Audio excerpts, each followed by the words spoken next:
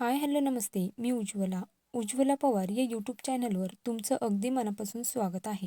तर इथे पाहू शकता मुगाची डाळ घेतली आहे.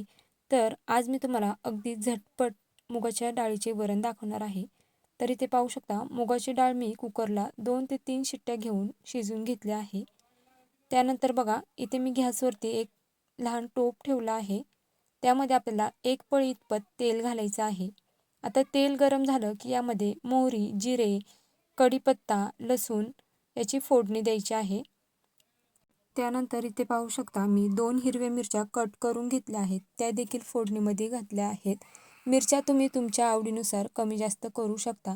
त्यानंतर थोडीशी कोथिंबीर फोडणीला घालायची आहे. कोथिंबीर फोडणीला घातली की डाळीची जी चव आहे ती अप्रतिम येते. त्यानंतर बघा हे सर्व छान अशी फोडणी बसली की यानंतर आपल्याला अर्धा चमचा हळद घालायची आहे.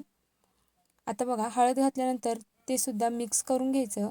त्यानंतर बघा इथे मी एक लहान आकाराचा टोमॅटो कट करून घेतला आहे. तो देखील यामध्ये घालायचा आहे.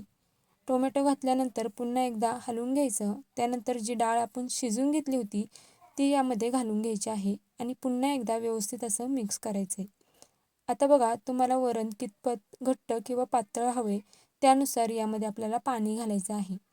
तर इथे पाहू शकता खूप जास्त घट्ट आणि खूप जास्त पातळ देखील मी करणार नाही आहे. त्यानंतर बघा चवीनुसार मीठ घालायचं आहे. मीठ घातल्यानंतर पुन्हा एकदा मिक्स करून घ्यायचं आहे. त्यानंतर एक उकळी काढून घ्यायची आहे वरणाला. वरण आपण डाळ शिजवून घेतली आहे त्यामुळे फार जास्त आपल्याला याला उकळी काढायची नाही आहे. बघा एक उकळी आली की गॅस बंद करायचा आहे.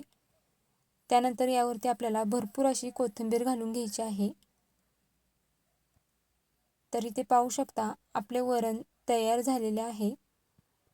तर बघा अगदी झटपट अशी मी वरणाची रेसिपी दाखवली आहे. जर तुम्हाला आवडली असेल तर चॅनलला लाईक, सबस्क्राईब नक्कीच करा आणि तुम्ही माझे व्हिडिओ कुठून पाहताय हे देखील कमेंट करून नक्कीच सांगा.